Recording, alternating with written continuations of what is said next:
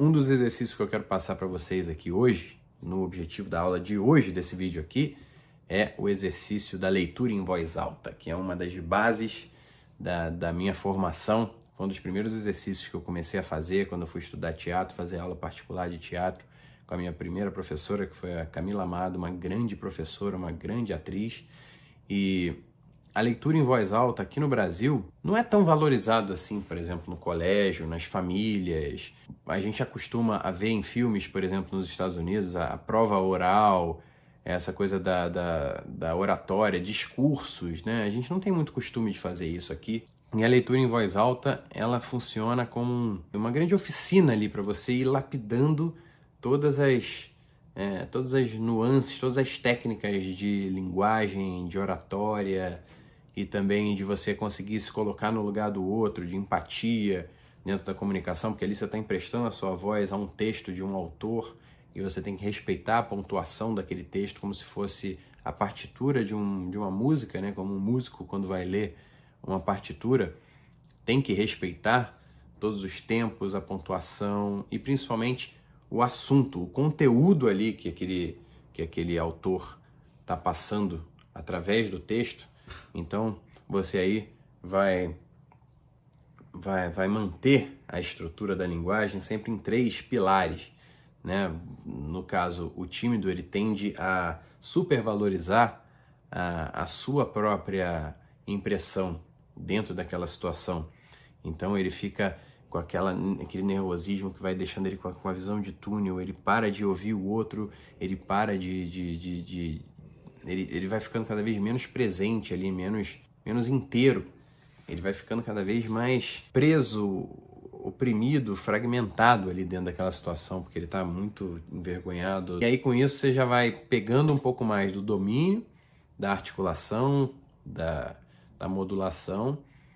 E aí quando você for partir realmente para a leitura em voz alta, você já vai estar aquecido, já vai ter passado por essas situações ridículas aqui, já vai ter até rido de você mesmo, que isso é fundamental para você adicionar leveza à sua vida, já que o tímido ele tem a tendência a se julgar muito, ele é muito rigoroso com o desempenho, né, do seu próprio desempenho, e isso é uma coisa torturante, você mesmo se oprime, não faz sentido nenhum.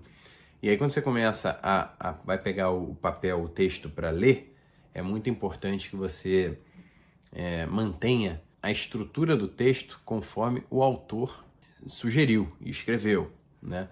E para esse exercício eu recomendo que você escolha um texto mais elaborado, em vez de pegar um texto qualquer, assim, um texto escrito de qualquer jeito, como uma notícia notícia de blog, de jornal hoje em dia, porque os blogueiros e jornalistas eles escrevem correndo, porque eles têm que publicar antes dos outros concorrentes publicarem também e tal. Então eu recomendo que você pegue um texto mais elaborado, como um texto de livro ou um artigo. E a dica também é você usar um assunto que você tenha curiosidade sincera.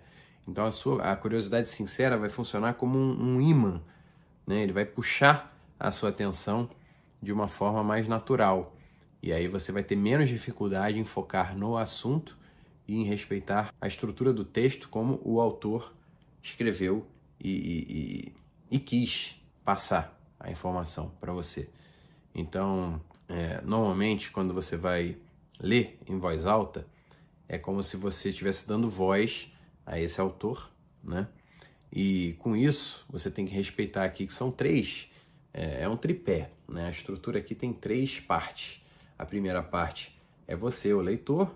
A segunda parte é o conteúdo do assunto, o conteúdo, né? E a terceira parte, o escritor, o autor, né? O tímido, ele tende a dar uma importância muito maior para o primeiro, aqui, a primeira parte que eu falei dessa estrutura aqui, de 3 partes, que é a ele mesmo. O tímido, ele tende a ficar autocentrado, a ficar agindo até de uma forma egoísta, porque como ele está muito desconfortável e assustado, ele está naquela coisa da luta ou fuga, ele está com as emoções descalibradas, ele tende a dar uma importância muito maior ao seu desempenho, à sua sensação, e é isso que a gente tem que tirar de pauta, a gente tem que ocupar a sua mente exatamente para que você não caia nessa besteira de ficar nessa visão de túnel, nessa coisa tensa. E agora eu vou ler para vocês aqui um texto do Dr. Augusto Cury, que é psiquiatra, estudioso do comportamento humano, escritor, que, se não me engano, é o escritor com mais livros vendidos no Brasil, vendido em mais de 70 países, enfim. E meu amigo pessoal, e aliás, entusiasta aqui desse projeto, que fez uma participação brilhante aqui com uma aula exclusiva aqui para os membros do Viva Bem com a Timidez. Ele gravou uma aula exclusiva para os meus alunos aqui e eu fiquei muito grato. E eu vou ler para vocês aqui esse texto dele, que é um trecho de um livro, que agora eu não estou me lembrando o nome do livro, mas a gente vai colocar aqui para vocês, que é sobre analisar as relações humanas. Tem tudo a ver com o tema aqui do nosso vídeo, da nossa aula, do nosso projeto. Eu já li esse texto há alguns meses atrás e vou ler novamente aqui pela primeira vez junto com vocês, e para passar um pouco dessa história de que você tem que estruturar, por exemplo, as pausas. Você respira quando for um ponto final, for um ponto de interrogação, um ponto de exclamação. Então, vamos lá. Analisar as nossas relações. Nenhuma mudança psíquica sustentável ocorre rapidamente. São necessários o autoconhecimento, a educação, o treino, a utilização de ferramentas e, em especial, a compreensão básica do mais complexo dos universos, a mente humana. Qualquer mulher gostaria de remover a impaciência, a ansiedade, as fobias, o humor depressivo e a timidez da sua mente. Mas a vontade consciente de mudança ou superação de um conflito, por mais forte e poderosa que seja, não é eficiente. Não basta o eu querer reorganizar a sua personalidade. É preciso utilizar estratégias adequadas. Até um psicopata gostaria de ser gentil e afetivo em toda a sua agenda psíquica, mas no calor das crises, os monstros alojados no seu inconsciente devoram-no e magoam os outros. O eu deve ser equipado, em especial, para ser o autor da sua história. Ó, tá vendo? Quando você lê numa entonação totalmente errada, quando você vê que você se distraiu, você volta e lê de novo. O eu deve ser equipado, em especial, para ser o autor da sua história. Mas por que brilhamos no mundo exterior, mas somos tão opacos no mundo interior? Por que é que as guerras, os homicídios, as discriminações, os distúrbios psíquicos, os conflitos sociais fazem a pauta da nossa história? Por que razão sonham os pais em proporcionar a melhor educação aos seus filhos, mas nem sempre têm êxito? Por que é que casais apaixonados que fazem juras de amor podem acabar inimigos? Há muitas causas para explicar as mazelas humanas. Elas passam pelos fatores sociais, econômicos, educacionais, genéticos, mas também pelos fenômenos que estão na base do funcionamento das nossas mentes, em especial pelas falhas do eu como gestor psíquico e pela dificuldade em reconstruir as janelas da memória. Para desenvolver estratégias, o eu precisa explorar e conhecer o seu próprio mundo. Ele precisa de saber onde está e aonde quer chegar. Depois disso, precisa de estabelecer metas para em seguida fazer escolhas e, consequentemente, saber que todas as escolhas envolvem, ao mesmo tempo, perdas. Como classificaria a relação com o seu companheiro e os seus filhos? Aonde quer chegar? O que precisa de ser conquistado e o que precisa de ser reciclado?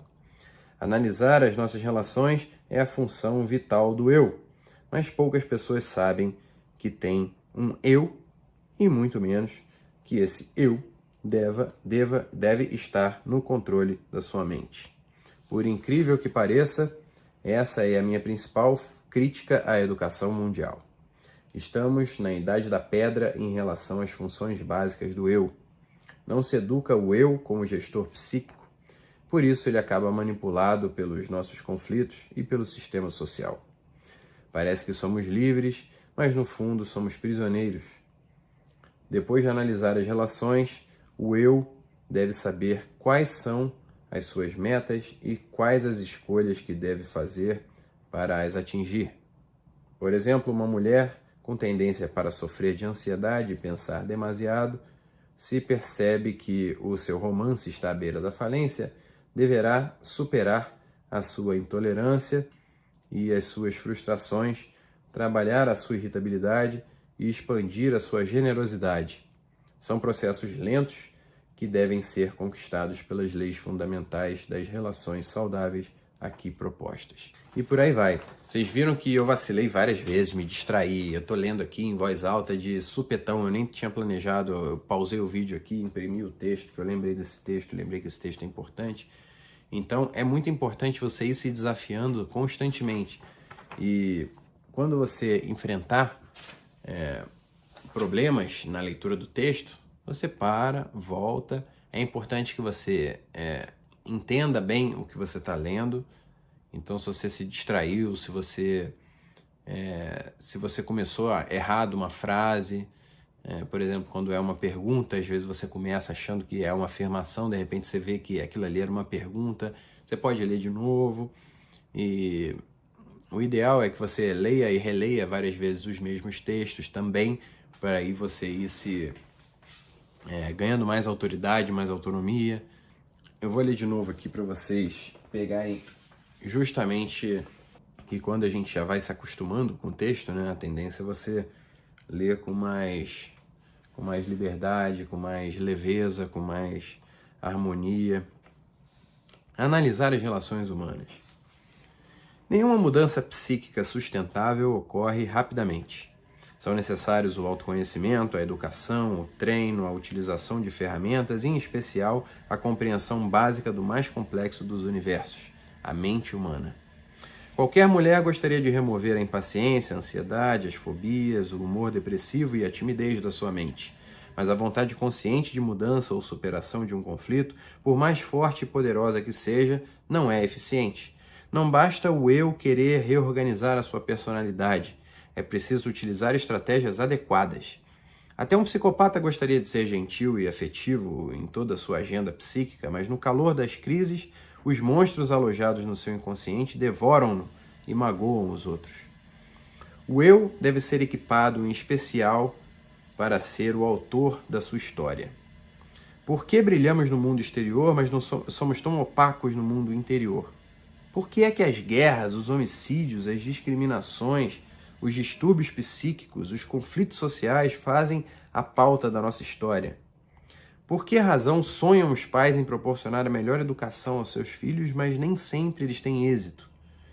Por que é que casais apaixonados que fazem juras de amor podem acabar inimigos? Há muitas causas para explicar as mazelas humanas. Elas passam também pelos fenômenos que estão na base do funcionamento das nossas mentes, em especial pelas falhas do eu como gestor psíquico e pela dificuldade em reconstruir as janelas da memória. Para desenvolver estratégias, o eu precisa explorar e conhecer o seu próprio mundo. Ele precisa de saber onde está e onde quer chegar. Depois disso, precisa estabelecer metas para, em seguida, fazer escolhas e, consequentemente, saber que todas as escolhas envolvem, ao mesmo tempo, perdas. Como classificaria a sua relação com o seu companheiro e os seus filhos? Aonde quer chegar? O que precisa ser conquistado? E o que precisa ser reciclado? Analisar as nossas relações é uma função vital do eu, mas poucas pessoas sabem que tem um eu e muito menos que esse eu deve estar no controle da sua mente. Por incrível que pareça, essa é a minha principal crítica à educação mundial. Estamos na idade da pedra em relação às funções básicas do eu. Não se educa o eu como gestor psíquico, por isso ele acaba manipulado pelos nossos conflitos e pelo sistema social. Parece que somos livres, mas no fundo somos prisioneiros. Depois de analisar as relações, o eu deve saber quais são as suas metas e quais as escolhas que deve fazer para as atingir.